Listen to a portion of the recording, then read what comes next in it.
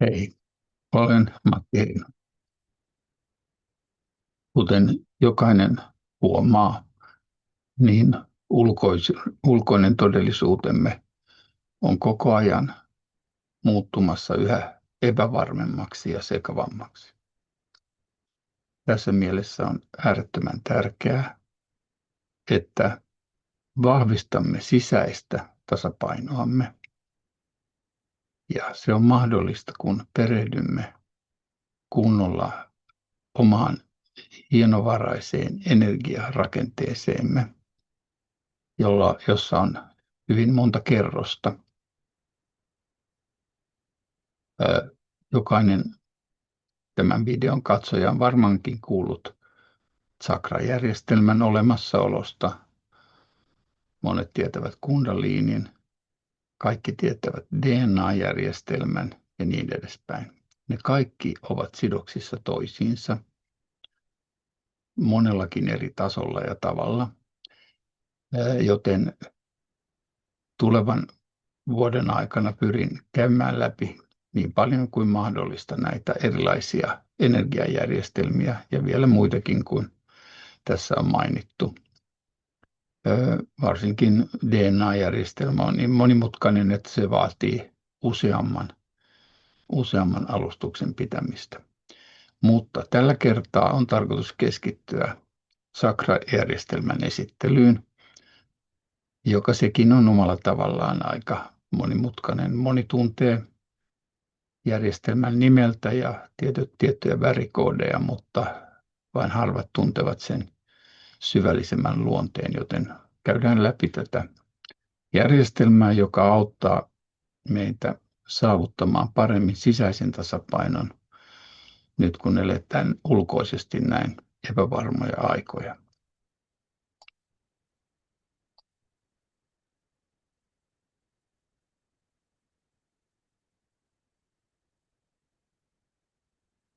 Eli alustuksen otsikkona on chakrajärjestelmän tarkoitus. Barbara Marciniak on todennut, että chakrojen avaaminen ja kosmisten energioiden virtauksen salliminen kehomme läpi virkistää henkeämme ja antaa voimaa elämäämme. Fredrik Lenz on puolestaan todennut, että chakrojen kautta on hyvin helppoa tuoda hienovaraisia fyysisiä energioita tietoisuuteemme. Eli alustuksessa on tarkoitus käydä läpi, mitä chakrat ovat, mikä on chakrajärjestelmän tarkoitus, minkälaisia chakroja on, mitä pääominaisuuksia niillä on ja miten ne vaikuttavat meidän fyysiseen, henkiseen ja tasapainoomme. Ja sitten lopuksi tehdään johtopäätöksiä. On olemassa alkuperäinen ja pyhä energiakeskusten järjestelmä, joka hallitsee ajatuksiamme, tunteitamme ja jopa kohtaloamme. Järjestelmä voi oikein ymmärrettynä avata kykyjä, joita emme kuvitelleet meillä edes olevankaan. Se voi myös vapauttaa meidät monesta kärsimyksestä ja yhdistää meidät kosmoksen rajattomaan älykkyyteen. Nämä näkymättömät energiapyörät, eli chakrat, sanelivat elämänvoiman virtausta kehossa. Vain harvat ymmärtävät chakrojen todellisen merkityksen yksinkertaistettujen värien ja symbolien tuolle puolelle. Mitä nämä energiakeskukset todella tarkoittavat? Miten ne muokkaavat todellisuuttamme, tunteitamme, ihmissuhteitamme ja olemassaoloamme? Sitä pyrimme tarkastelemaan seuraavaksi. Chakrajärjestelmä on eräs osa ihmisen monidimensionaalista anatomiaa. Chakrat säätelevät osaltaan kehon energiavirtausta. Kun chakrat ovat avoimia ja tasapainoisia, ne tukevat fyysistä ja henkistä terveyttämme. Tukkeutuneet tai epätasapainoiset chakrat voivat johtaa fyysisiin sairauksiin tai tunne-elämän ongelmiin, kuten ahdistuneeseen mieleen. Nämä pyörivät energiakeskukset toimivat siltana kehon ja mielen välillä. Jokainen chakra on sidoksissa tiettyihin elimiin ja elämän osa-alueisiin. Sakrajärjestelmän kautta hienovarainen energia muuttuu fyysisen kehomme rakenteiksi. Sakrojen nimitys tulee sanskritin sanasta, joka tarkoittaa pyörää tai pyörettä.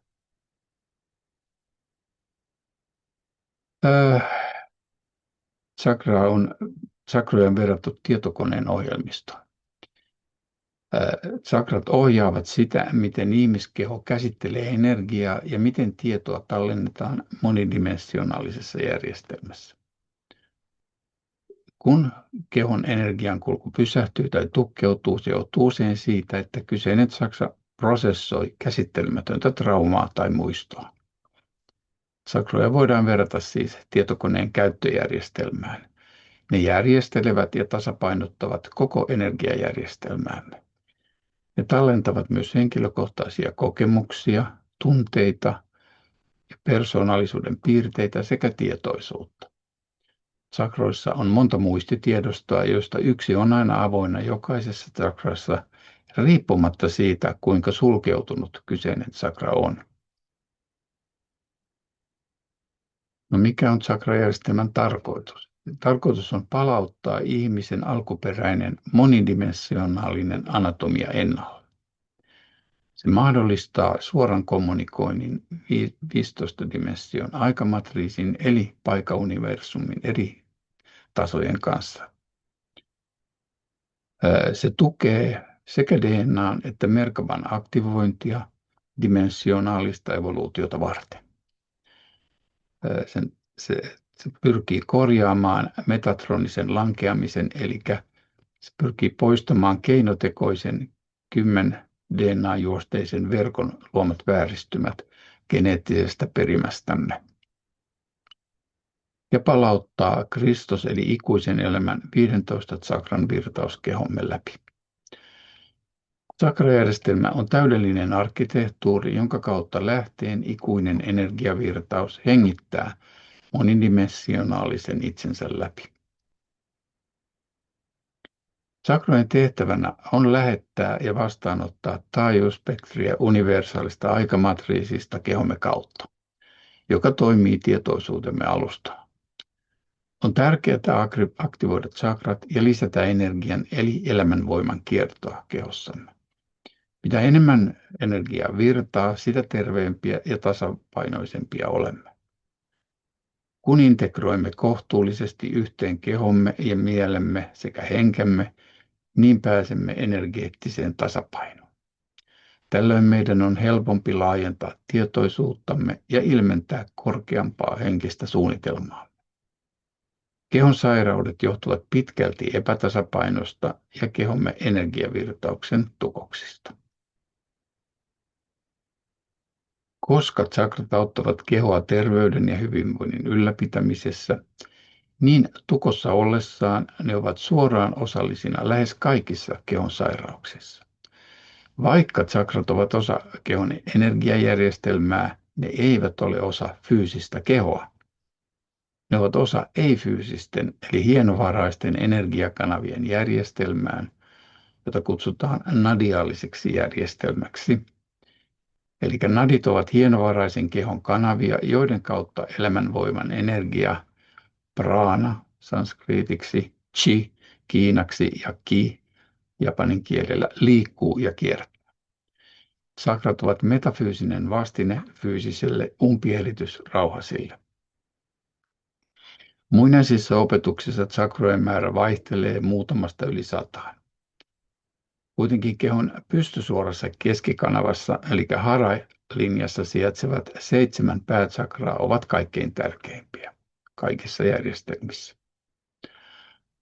Eli 15 sakran järjestelmässä 7 pääasiallista sakraa, eli niin sanotut partikkelitsakrat, sijaitsevat selkärangan varrella. Järjestelmä koostuu myös 8 morfogeneettisestä sakrasta, eli antipartikkelitsakrasta. Ne kaikki ohjaavat fyysistä ja emotionaalista sekä henkistä hyvinvointiamme. 15 sakran keskuksesta 9 sijaitsee fyysisen kehomme rakenteessa tai sen välittömässä läheisyydessä. Loput 6 sakraa sijaitsevat bioenergeettisen aurakentän sisällä. Jotkut niistä sijaitsevat lähellä kehoa ja toiset ulottuvat kauas galaksiin. No, Tsakroja on monenlaisia. On nämä partikkelitsakrat, eli pääasialliset tsakrat. Ja tosiaan kehon energiakierron tukokset muodostavat niin sanottua kuollutta energiaa, eli miasmaa, joka johtaa kehon toimintahäiriöihin. Heikentynyt energiavirtaus ei ainoastaan johda sairauksiin, vaan se voi luoda myös vääristyneitä havaintoja, jotka estävät meitä olemasta sopusoinnussa luonnonlakien kanssa ja häiritsevät elämän kokemista todellisena itsenämme. Tsakrojen tehtävänä on vetää puoleensa tietoisuusenergiaa pitääkseen kehon henkisen, emotionaalisen ja fyysisen terveyden tasapainossa.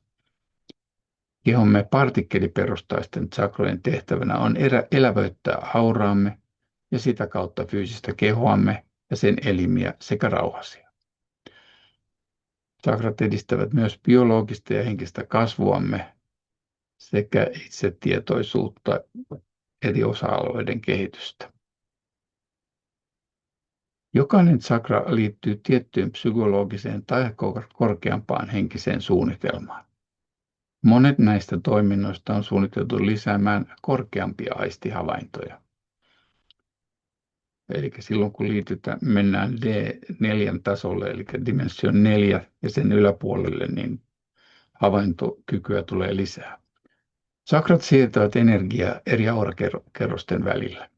Jokainen aurakerros sijaitsee samassa kohtaa fyysistä kehoa, ja jokainen niistä esiintyy progressiivisesti pykälää korkeammalla taajuudella kuin alemmat aurakerrokset. Energia siirtyy kerroksesta toiseen tsakran kartiomaisissa kärjissä olevien reittien kautta. Useimmat näistä reiteistä on tällä hetkellä suljettuna ihmisten kehoissa. Ne avautuvat, kun ihminen ilmaisee aikomuksensa laajentaa tietoisuuttaan tai aloittaa henkisen puhdistustyön esimerkiksi säännöllisen meditaation kautta. Samankeskeiset soikiot edustavat kehoa ympäröivää 15 auranauhaa.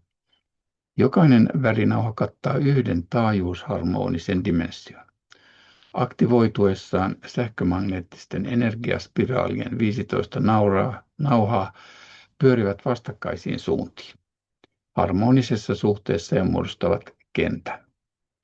Kenttä muodostaa Merkaba-kapselin, eli säteittäisen kehon, ja jokaisella muodolla on 15-dimensionaalista Merkaba-kenttää, jotka pitävät yllä kehon morfogeneettistä, eli muodonmuodostavaa rakennetta. Energia liikkuu auran 7 ulkokerroksesta dimensioiden 9-14 kautta ja manifestoituu dimensioiden 1-7 Merkaba-kenttien rakenteiden kautta. Jokaisen 15 dimension yhtenäiskenttään muodostuu munan tai kapselin muodossa oleva energiarakenne. Merkaba-kentät ovat energeettisiä elimiä, joiden avulla meitä pidetään vaihelukossa. Toisin sanoen, että nämä eri dimensionaaliset tasot eivät sekoitu keskenään. Toisaalta niillä estetään se luonnollinen dimensionaalinen evoluutio, eli eteneminen ylemmille tasoille. Mutta nämä on myös työkaluja, joiden avulla voimme vapauttaa itsemme vaihelukosta. Eli kun omaksumme tiettyjä järjestelmiä, tiettyjä teknisiä keinoja, sekä sisäisiä että ulkoisia, niin ne mahdollistaa siirtymisen eli laajentumisen seuraavalle olemassaolon tasolle, eli ulottuvuuskentälle ja asteittaisen evoluution, dimensionaalisen evoluution. Tsakrat ovat siis monidimensionaalisia portaaleja elämän voiman sisään- ja ulosvirtaukselle näiltä taajuusalueilta. Todellisuus on jäsennelty aikamatriisissa, jossa on 15 ensisijaista dimensionaalista taajuuskaistaa, jotka on ryhmitelty 5 harmoniseen universumiin. Eli universumi 1, tämä fyysinen todellisuus, dimensio 1-3 edustaa karkeaa fyysisen kehon tasoa, 2 on emotionaalinen, ja on astraalikeho. 3 on mentaalinen, eli kausaalinen taajuuskaista, joka edustaa mentaalista kehoa. Harmoninen universumi, dimensiot 10-12 on avatar-tasomme, eli Kristostaajuuskaista, jossa meillä on myös avatar-keho. Ja harmonisessa universumissa 5, joka kattaa dimensiot 13-15, sitä kutsutaan Rissi-taajuudeksi, eli ikuinen kristaattinen taajuuskaista, jossa meillä on Jumalkeho. Ja jokainen näistä tsakrasta vastaa yhtä dimensionaalista taajuuskaistaa, ja jokaisen harmonisen universumin välissä on niin sanottu repulsio-vyöhyke, joka estää, ettei nämä sekoitu keskenään ennenaikaisesti, nämä harmonisen universumin tasot. Jokainen väri korreloi valoaallon taajuuskaistan eli spektrin kanssa. Ja myös dimensio korreloi sitä. Ja punainen eli D1 värähtelee matalimmalla taajuudella eli 430 biljoonan hertsin, joka tarkoittaa kertaa sekunnissa värähtelyä. Ja purppurapinkki D15 on korkeimman eli edustaa 750 biljoonan hertsin taajuutta. Eli siis jokaisella värillä on, paitsi se väri itsessään korreloi sitä värähtelytaajuutta. Eli nämä värit ei ole symbolisia, vaan ne edustavat todellisia skalaarisia aallonpituuksia kolminaisuuden virtajärjestelmässä, josta Manu on neutraali eli alkuperäinen äänikenttä, Mana on sähköinen valokenttä ja Eira on magneettinen ainekenttä. Ja nämä 3 aallonpituutta kietoutuvat yhteen ja luovat kaikkien dimensioiden elävän spektrin, eli sateenkaarikentän chakra, eli chakrakentän kunkin olennon ympärillä. Tosiaan chakra 1, dimensio 1 on punainen, 2 on sakraali ja väliltään oranssi, aurinkoplexus eli aurinkopunos on keltainen, 4. sakra eli dimensio 4 sydän on vihreä, kurkkutsakra on sininen, 3. silmä on väriltään indigo, kruunutsakra on violetti ja sitten nämä 7 alinta tai ensimmäistä on partikkelitsakra ja sitten on nämä antipartikkelitsakrat, jossa se 8 dimension 8 kateenkorva on kullanvärinen, talamus on hopeavärinen, se 10 eli chakra 10 on sinimusta, chakra 11 hopeamusta, chakra 12 valkoinen, joka on kristostaajuus. C13 on turkoosi eli rissitaajuus, C14 on vaalean keltainen monadikenttä, C15 on magentan vaaleanpunainen lähdetietoisuus, eli Jumalan alkuperäinen manukenttä. No kehossa on näitä aksiotonaalisia linjoja, jotka ulottuvat ihan jalasta vartalon ihan huippuun saakka, siis tuonne päälaille saakka, ja sen ylikin ja sen alapuolellekin. Mutta nämä aksiotonaaliset linjat ovat pisteitä, joissa pyörivät yksiakseliset välähdyssarjan siirtolinjat, jotka muodostavat kehollistuneen siemenkristallin sinetit. Nämä sinetit muodostavat pyörivien vaakasuorien aaltospektrien kiekkoja, jotka ohjaavat kehon toimintaa. Ja siirtolinjat muodostavat siis 12 ensisijaista pystysuoraa virtauslinjaa kehoon, eli näitä aksiotonaalisia linjoja, joista linjat 11 ja 12 edustaa tätä haralinjaa, joka on tuossa keskellä, joka on se pääasiallisin energiavirtauksen linja. Ja jokainen aksiotonaalinen linja vastaa yhtä dimensiota, yhtä DNA-juostetta, yhtä tsakraa sekä yhtä siemen- ja tähtikristallin sinettiä, sekä tietoisuuden dimensionaalista tasoa. Ja jokaisella niistä on myös vastaavan dimension aallon pituuteen liittyvä väri, joka näkyy myös kuvassa olevassa kuvassa. Aksiotonaaliset linjat luovat energiaverkon, jonka avulla kataraverkon ja DNA-perimän skalaariaaltojen taajuudet ilmenevät sakroina. Ja meridiaani nadiuslinjana eli haralinjana sekä kemiallisena DNA-järjestelmänä. Eli nämä kaikki järjestelmät, sakrajärjestelmä, myös kundaliinijärjestelmä, DNA-järjestelmä ovat kaikki kietoutuneet yhteen ja ovat kaikki vuorovaikutuksessa. Ja myöhemmissä alustuksissa tulen erikseen kuvaamaan tätä kundaliinijärjestelmää ja todellakin DNA-järjestelmä tarvitsee useampiakin alustuksia. Se on niin monimutkainen. Tässä kuvassa nähdään sakrajärjestelmän monidimensionaalinen malli ihmisen energia-anatomiasta. Se yhdistää ihmisen valokehon, eli radioaalikehon, morfogeneettisen kentän ja skalaarimallirakenteet, jotka yhdistävät ihmisen 15-dimensionaaliseen aikamatriisiin. Eetterinen nadiaalirakenne on fyysisen kehomme keskushermoston energeettinen suunnitelma. Eli se on D4-tasolla, eli astraalitasolla. Se on tuhansien pienten energiakanavien verkosto, joka sisältää vastaanottimia ja lähettimiä. Ne sijaitsevat kudosmaisessa kalvorakenteessa, jota kutsutaan nadiaalikapseleiksi. Se on osa sielunmatriisin kehoamme sekä sydänkompleksimme toimintaa, ja sen ohjauspaneeli ja ohjeisto sijaitsevat D4-tasolla, eli tosiaankin astraalitasolla. Jos nadiaalikeho vaurioituu, ihminen ei voi kokea aistimuksia ja menettää korkeampien aistien havaintokyvyn. Nadiaalikeho on sielun tunne- ja aistikeho. Sakrat lähettävät prosessoitua energiansa spiraaleina nadiaalikapselin biologisen muodon ympärille.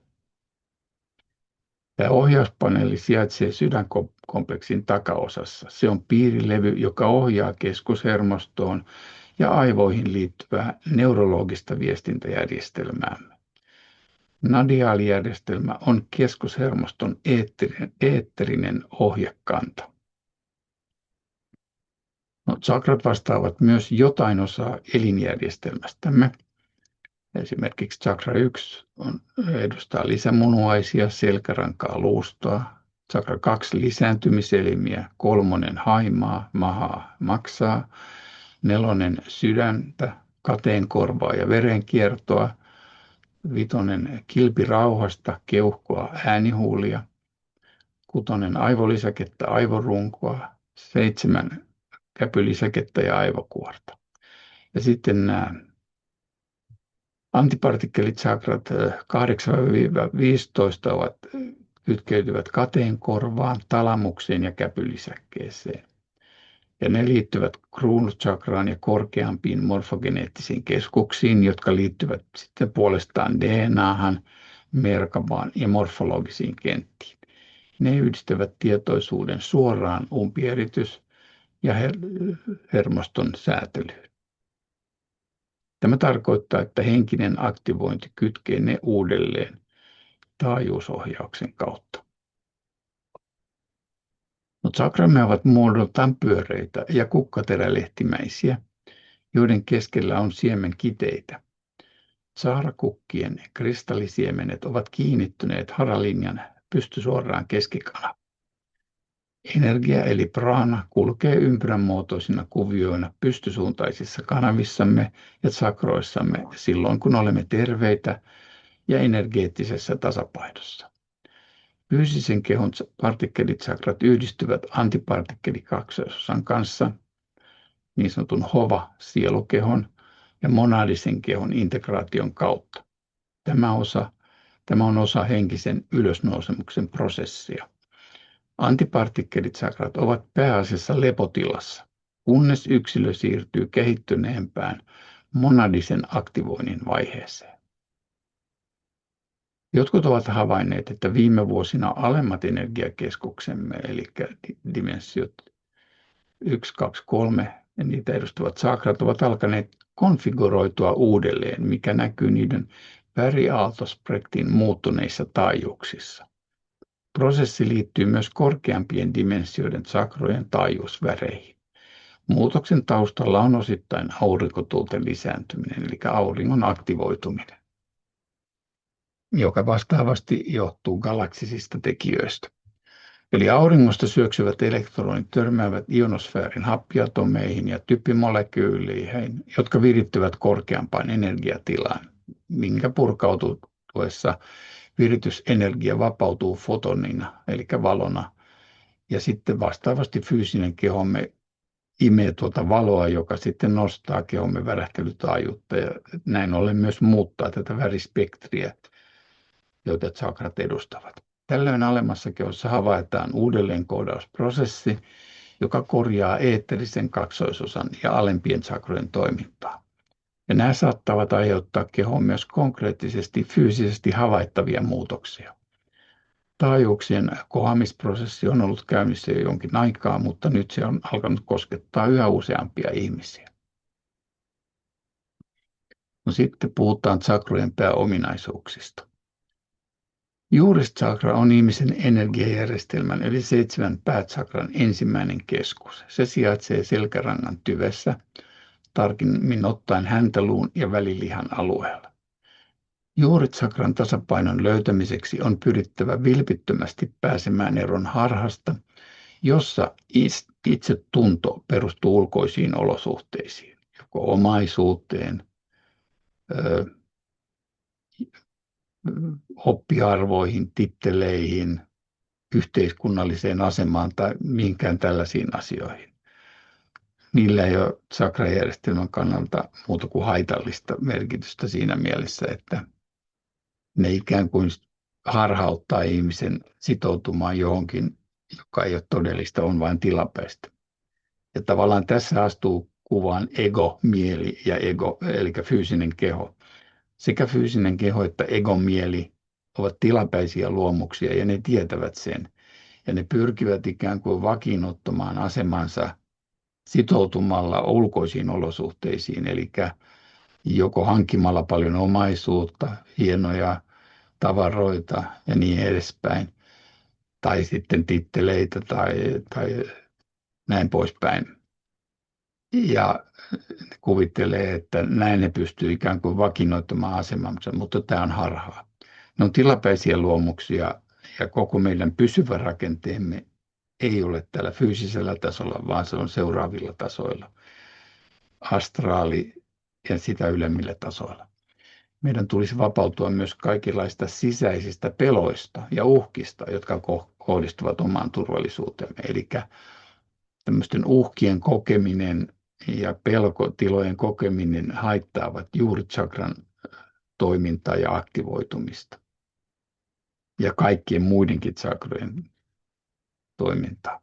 Ainoastaan me itse voimme kehittää luottamuksellisen suhteen lähteeseen, sillä kukaan muu ei voi tehdä sitä puolesta. Me ei ole mitään ulkoista tekijää, joka voisi muuttaa mitään sisäisesti meissä. Ainoa, joka voi muuttaa sisäistä olemustamme, olemme me itse, jokainen, työskentelemällä, perehtymällä, miettimällä, pohtimalla omaa olemustamme syvällisesti ja olemassaolomme tarkoitusta. Juurichakra on valokehomme perusta ja energeettinen suunnitelmamme, joka esiintyy holograafisena elämänpuuna. Jos meillä on ratkaisemattomia ongelmia, ne heikentävät juuria, jotka kannattelevat henkilökohtaista elämänpuuta. Ilman juurichakran aktivoitumista ihminen ei ole kiinnostunut juuri mistään. Tällainen ihminen tekee vain päivittäisiä rutiineja eikä nauti elämän tarjoamista mahdollisuuksista. Ihminen käy töissä, syö ja menee nukkumaan. Hän ei kysy, kuka minä olen ja mikä on elämän tarkoitus tai mitä minä haluan elämältä. Jos taas henkilö pohtii näitä kysymyksiä, se on merkki siitä, että tämän henkilön juurichakra on aktivoitunut kohti, jolloin siihen liittyy monia myönteisiä seikkoja. Toisaalta aktivoitumisen negatiivisena piirteenä voi olla se, että joillekin syntyy pakkomielteinen suhde seksiin. Ja tämä voi johtaa energian takaisin juurichakraan, jolloin asianomainen voi muuttua lopulta tunteettomaksi henkilöksi, mistä voi olla seurauksena jopa seksuaalista väkivaltaa. Ihmisillä on olemassa tietoisuuskeho kaikissa tiheyksissä. Ne ovat korkeamman itsen ja valokehon aspekteja. Näitä hovakehon aspekteja kutsutaan identiteettiasemiksi. Eli meillä on fyysinen identiteetti, mutta meillä on myös sieluidentiteetti. Sitten meillä on ylisieluiden identiteetti, jota kutsutaan monadiksi. Ja sitten meillä on avatar-identiteetti, eli tämä Kristusmieli. Ja sitten meillä on risi-identiteetti. Eli meillä on monta identiteettiasemaa ja ne ovat kaikki olemassa koko ajan. Nyt vain valitettavasti DNA-manipuloinnin johdosta me ainoastaan pystymme tällä fyysisellä tasolla tällä hetkellä käyttämään alle 2% meidän potentiaalisesta DNAsta, jota pystytään kyllä aktivoimaan ja siitä tulen puhumaan sitten se myöhemmissä alustuksissa. Hovakehot ovat toisiinsa kytkeytyneitä energiakehoja, joita on siis aikamatriisissa yhteensä 5. Jokainen niistä vastaa yhtä harmonisen universumin tiheystasoa. Esimerkiksi ensimmäisessä harmonisessa universumissa, eli tällä fyysisellä tasolla, on inkarnoituneen ihmisen 3 kellosta. Ja meidän on opittava tunnistamaan tällä tasolla väärän isän ja pyhän isän eroavaisuudet löytääksemme todellisen turvallisuuden ja vakauden. Näin voimme nousta juuritsakran yläpuolelle. Väärä isä käyttää tätä tsakraa henkisen painostamisen välineenä. Siihen liittyy tiedostamattomassa mielessä 4 trauman pääaluetta: hyväksikäyttö, trauma, shokki ja tuho. Ensimmäinen tsakra on tiedostamattoman mielemme juurikerros ja se toimii ikään kuin egon kiintolevynä. Egon eli juuritsakran kiintolevyllä on solumuistitallennus kaikista ihmisen elämän virroista. Se tallentaa kaikki menneet, nykyiset ja tulevat elämät.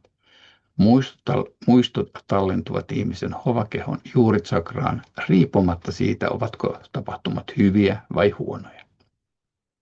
Järjestelmä toimii, olipa kyseessä sikiö, vauva, elämien välinen elämiä tai vailla tietoisuutta oleva henkilö. Myös silloin, kun keho kärsii väärinkäytöksistä, se tallennetaan riippumatta siitä, muistaako asianomainen tapahtuman tietoisesti vai ei. Koska maapallo valloitettiin aikanaan ja kollektiivinen sekä yksilöllinen muisti pyyhittiin, niin lähes kaikilla ihmisillä on vaihtelevassa määrin traumaattista solumuistia tiedostamattomassa mielessään. Kehittyneen DNA-rakenteen omaavien yksilöiden tehtävänä on parantaa näitä muistoja ja aikajanoja. Ja se on meidän tavallaan jokaisenkin tehtävä omalta osalta. Jotkut ihmiset tuntevat alitajuisesti näitä tuskallisia muistoja, mutta eivät tiedä, mikä aiheutti ne tai mistä ne tulivat. Toiset ovat selviytymismekanismina sulkeneet nämä muistot kokonaan. Jotkut onnistuvat puhdistamaan traumaattisia muistoja emotionaalisten puhdistuskäytäntöjen, kuten hypnoosin tai menneiden elämien regressioterapian avulla. Koska D1-tason tiedostamaton mieli hallitsee autonomista hermostoamme ja kehon toimintoja, niin muistitrauma voi aiheuttaa monenlaisia fyysisiä oireita ja sairauksia. Ihmiskunnan menneisyyttä kuvaavissa vääristellyissä puolitotuuksissa, kuten Raamatun kertomuksessa Aatamin sekä Eevan roolista lankemuksessa, on kuvattu peitellysti ihmiskunnan traumaattisia muistoja. Ilman vahvoja ja vakaita elämänpuun juuria, eli aktiivista juuritsakraa, ihminen on haavoittuva. Sakraalitsakra on luovuuden, tunteiden ja aistillisuuden keskus. Munuaiset, virtsarakko ja lisääntymiselimet ovat osa sakraalitsakran järjestelmää. Mielenkiintoista on, että kurkkutsakra ja sakraalitsakra ovat 2 keskeistä luovaa keskusta, jotka toimivat yhdessä. Toisin sanoen sakraalitsakran ongelmat voivat liittyä ihmissuhteisiin, mutta myös siihen, miten rakastavasti suhtaudumme itseemme. Tämä on vaistonvarainen mielemme ja egon kipukeho. Se kerää itseensä emotionaalisia traumoja ja kipua.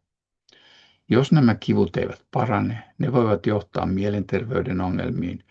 Ne myös keräävät ja vetävät tuolloin puoleensa astraalitason entiteettejä. Jos jollain on, joka on riittävän herkkä ja on kehittynyt sakraalisakra, mutta se on epätasapainossa, niin tietyt alhaisen astraalitason entiteetit mielellään sitten käyvät tämmöisen ihmisen ikään kuin kimppuun. Ajan myötä tämä kerryttää miesmaili kuollutta energiaa, joka vaikeuttaa sakraalisakran ja sielumatriksin kehollistumista. Eli ideana on se, että tuomme kaikki sakrat tai aktivoimme kaikki 15 sakraa maksimaalisesti ja tuomme tälle fyysiselle tasolle, jollain voidaan puhua sielukehon materialisoitumisesta. Kundaliini-energia nousee toiseen sakraan, joka liittyy siis seksuaalienergiaan ja luovuuteen. Tällöin ihmiselle herää halu ja mahdollisuus hankkia lapsia tai halu tehdä jotain hyvin luovaa, tai sitten molempia.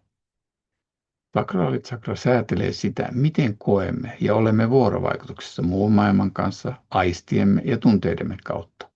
Se toimii siis myös taiteellisen ilmaisun lähteenä ja uusien ideoiden synnyttäjänä. Tunneälymme vaikuttaa siihen, miten käsittelemme tunteita, hallitsemme läheisyyttä ja miten olemme yhteydessä muihin ihmisiin. Sakraalitsakra hallitsee myös kykyämme kokea iloa, seksuaalista energiaa ja nautintoa elämän kokemuksista. Kun ihminen alkaa luoda tai lisääntyä, se johtaa ihmisen kohti iloa. Jos energiaa käytetään luovasti, se alkaa nousta edelleen ylöspäin hillitysti kohti napatsakraa eli aurinkopunosta. Aurinkopunos hallitsee 3D-identiteettiämme, joka muodostuu alitajunnan, vaistonvaraisen ja tietoisen mielemme 3 matriisista. Se edustaa erityisesti tietoista mieltä. Tietoisuutemme hallitsee henkistä toimintaamme sekä valtaan ja kontrolliin sekä omaan vapautemme, mutta myös valitsemaamme uraan liittyviä kysymyksiä. Solarplexuksella on tarve elää organisoidussa maailmassa, jossa kaikki on järjestyksessä ja kurinalaista.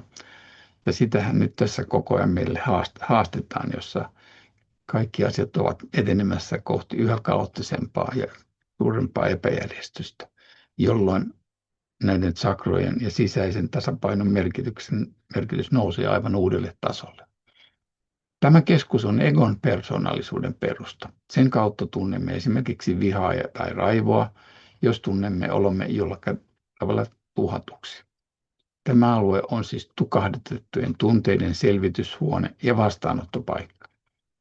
Ruoansulatusongelmat johtuvat tämän sakran epätasapainosta tai vaurioista. 3. sakra sijaitsee ylävatsassa eli navan ympäriltä rintalasta olevalla alueella ja on kehon keskeinen tekijä henkilökohtaisen voiman, itseluottamuksen ja itsetunnon osalta. Se yhdistetään tulen elementtiin, keltaiseen väriin ja se sanelee, miten ihminen toimii, hallitsee tunteitaan ja suhtautuu omaan arvoonsa.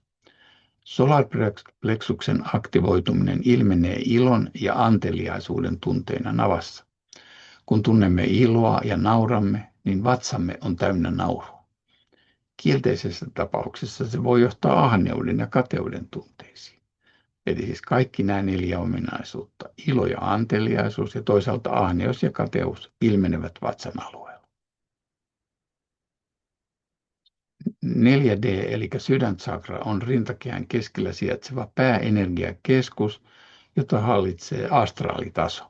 Se lähettää ja vastaanottaa 4. dimension vihreän väriaallon taajuusspektriä, kunnes se päivittyy ylösnousemus heräämisen eli dimensionaalisen evoluution kautta lähettämään korkeampia taajuuksia. Astraalitason sielukeho on luovan mielikuvituksen ja vastaanottavuuden sekä tunteiden havaitsemisen keskus. Se toimii fyysisistä ja ulkoisista kokemuksista kertyneiden muistojen säilytyspaikkana. Kokemukset tallentuvat sielukehoon, joka on kytköksissä kehomme solumatriisiin. Voimme hakea näitä solumuistoja aistihavaintojemme kautta tai tuntemalla empatiaa muita kohtaan tai tunnistamalla tuttuja tilanteita, jotka luovat korkeampia tunnekehon resonansseja tietoisuuskehossa. Kun energia liikkuu sydäntsakran alueella, niin alamme kokea rakkauden tunnetta. Kontrolloimattomana sydämessä koettu rakkauden tunne voi muuttua myös peloksi tai vihaksi, sillä nämä 3 tunnetta ovat sydämen alueella. Rakkaus, mutta myös pelko ja viha kukkivat sydämessä. Positiiviset energiaolot suuntautuvat ylöspäin kohti kurkkutsakraa. Ja vastaavasti pelko sekä viha vievät energiaa vastakkaiseen suuntaan. Kun tunnemme pelkoa tai vihaa, niin sydän supistuu ja se saattaa ilmetä jopa haluna kuristaa jotakuta tai ikään kuin murskata jotain.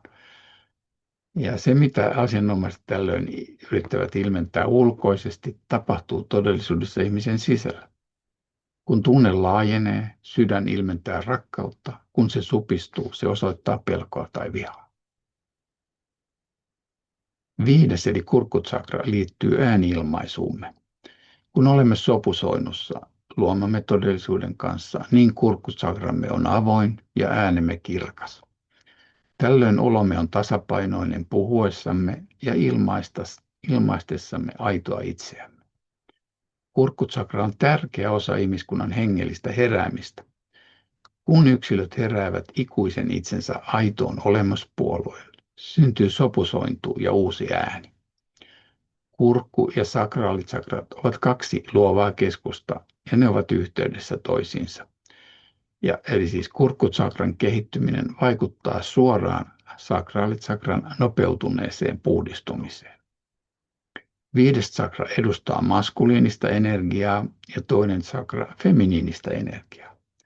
Olemme käymässä läpi maskuliinisen ja feminiinisen energian integraatiota, ja tämä on yksi keskeisistä puhdistusprosesseista, joita koemme. Se yhdistetään siniseen väriin ja mottoon. Sano, mitä tarkoitat, ja tarkoita, mitä sanot. Kurkkutsakran aktivoituessa pystymme ilmaisemaan suruamme. Silloin kurkkumme ikään kuin tukkeutuu. Kun olemme hyvin kiitollisia, niin silloinkin kurkkumme tukkeutuu. Näin siis käy, itkemmepä ilosta tai surusta. Kurkkutsakra on energiakeskus, joka yhdistetään puhdistumiseen, kommunikointiin, luovuuteen ja itseilmaisuun. Se toimii siltana sydämen ja mielen välillä, auttaen meitä ilmaisemaan aidosti totuutta.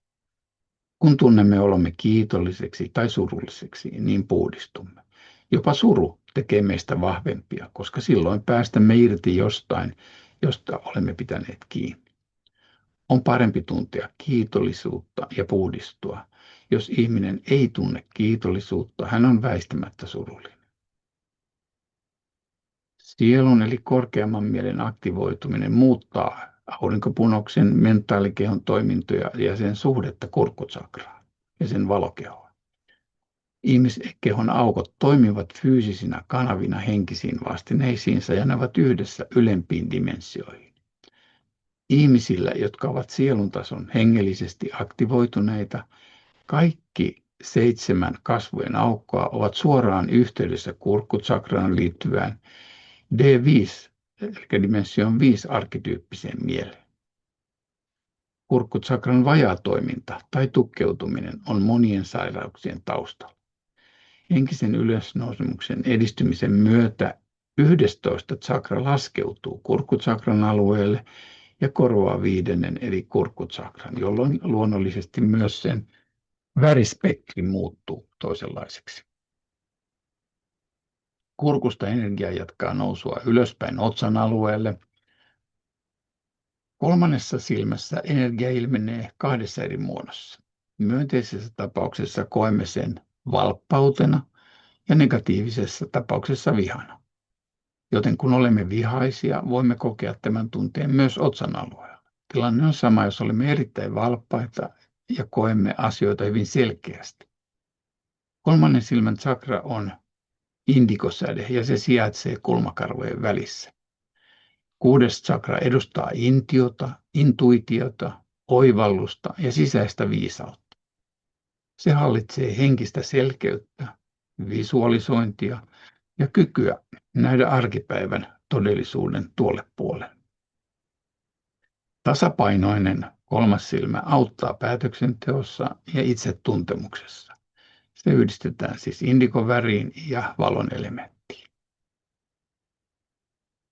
Tukkeutunut tai aliaktiivinen kolmas silmä ilmenee mielikuvituksen puutteena, päätöksenteon ongelmina ja vaikeutena nähdä kokonaiskuvaa tai jumiutumisen tunteena arkipäiväisissä asioissa.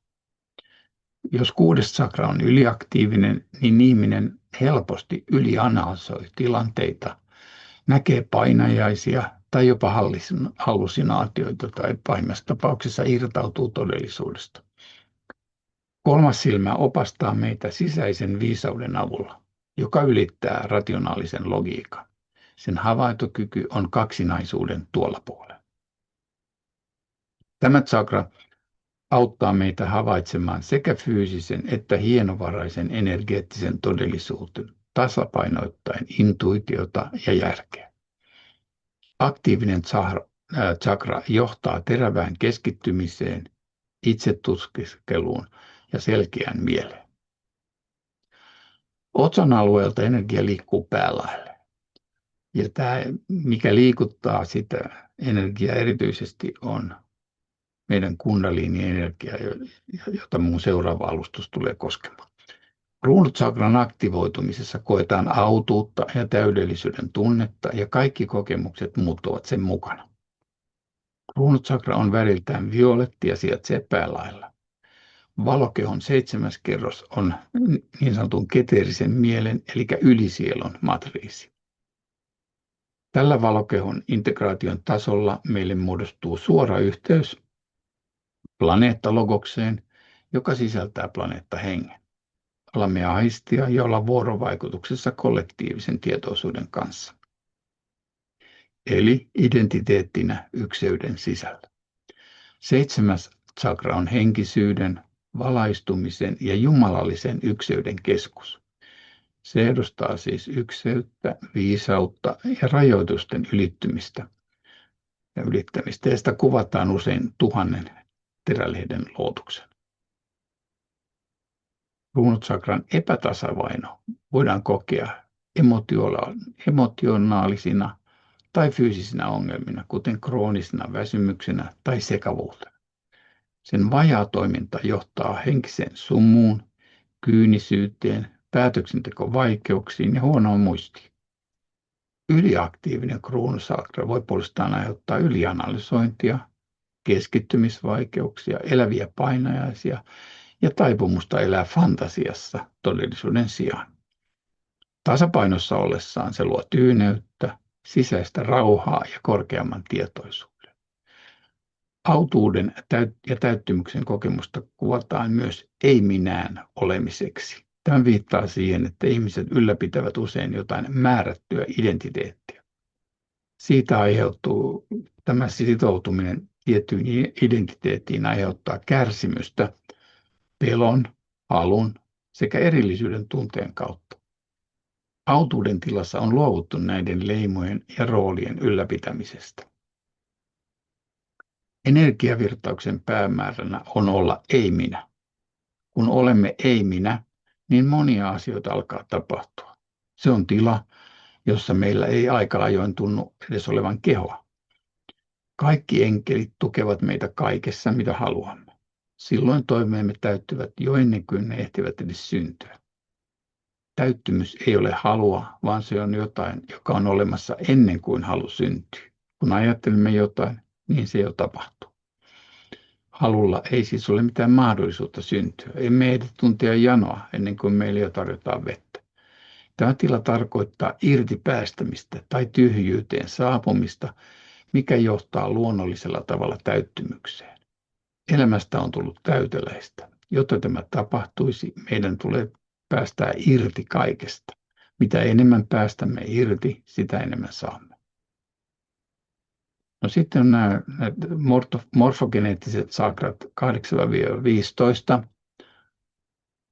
joihin kuuluu 8 antipartikkelienergiakeskusta, ja ne liittyvät korkeampien dimensioihin energiatyöhön ja toimivat portteina DNAn aktivoinnille ja tietoisuuden laajentamiselle. Nämä energiakeskukset yhdistävät maan ytimen, kosmoksen, helpottaen oman energeettisen rakenteemme muistamista. Korkeampi henkinen kehitys alkaa monadisesta integraatiosta, kun partikkeli- ja antipartikkelisakrat yhdistyvät yhdeksi yhtenäiseksi sarakkeeksi. Tämä on eräs esimerkki mies- ja naisprinsiippien sakrojen yhdistymisestä yhtenäisen tietoisuuspylvän luomiseksi. No, johtopäätös on, että sakrat ovat osa hienovaraista energiakehoa ja sellaisena ne ovat ei-fyysisten energiakanavien kohtaamispaikkoja. Tiedostamalla, missä sakroissa on tukoksia tai epätasapainoa, voimme paremmin ymmärtää emotionaalisen ja fyysisen ahdistuksemme perimmäiset syyt. Näin voimme ryhtyä toimiin parantuaksemme ja palauttaaksemme sekä sisäisen että ulkoisen tasapainon. Jokainen sakra on yhteydessä toisiinsa, mikä tarkoittaa, että yhden sakran epätasapaino heijastuu koko järjestelmään ja vaikuttaa muihin kehon osiin ja mieleen. Harjoitukset, kuten meditaatio, äänihoito, energiatyö, pyrkivät tasapainottamaan sakroja edistäen kokonaisvaltaista hyvinvointia.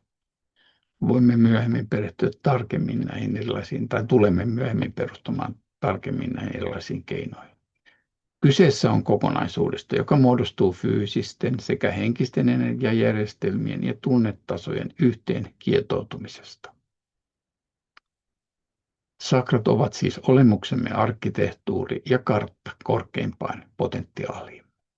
Luomisen elämänvoima odottaa meitä aktivoimaan keskusten energiavirtaukset. Joka kerta, kun toimimme rohkeasti, vahvistamme juuritsakraa. Silloin, kun valitsemme rakkauden pelon sijaan, niin sydänsakramme säteilee voimaa. Kun ilmaisemme selkeästi totuutemme, avaamme kruunutsakramme toimimaan. Sakrojen aktivoiminen ei ole pakoa tästä maailmasta, vaan se on sen hallintaa. Ne eivät vaadi meitä hylkäämään elämän kamppailuja, vaan oppimaan navigoimaan niissä viisaasti. Bruce Lipton, joka on lääketieteen tohtori ja solubiologi, on todennut, mielenvoiman valjastaminen voi olla tehokkaampaa kuin lääkkeet, joita meidät on ohjelmoitu tarvitsemaan. Kiitos.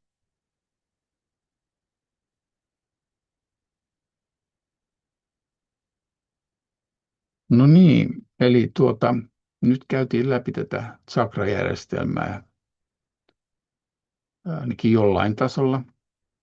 Ja todellakin tulevissa alustuksissa tullaan käsittelemään näitä muita kehon hienovaraisen energiajärjestelmän osia, jossa kundalinilla on oma hyvin tärkeä merkityksensä, ja seuraava alustukseni tulee käsittelemään nimenomaan kundalinijärjestelmää.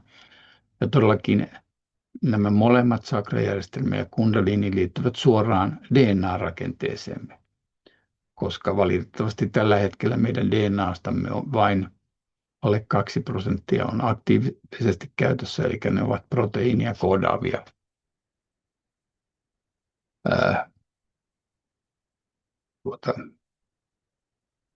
DNA-osia, ja joten aktivoimalla tätä niin sanottua roskaa, eli tilke-DNAta, pystymme tiettyjen metodien avulla niin pystymme aktivoimaan sakrojamme ja ikään kuin hallitsemaan tätä hienovaraisen energian kehitystä ja tätä niin sanottua monidimensionaalista evoluutiotamme. Toivottavasti tästä oli jotain iloa teille, ja palaamme toivottavasti mahdollisimman pian tähän Kundalini-teemaan, jota aion käsitellä seuraavaksi. Kiitos, että jaksoit katsoa. Näemme seuraavalla kerralla.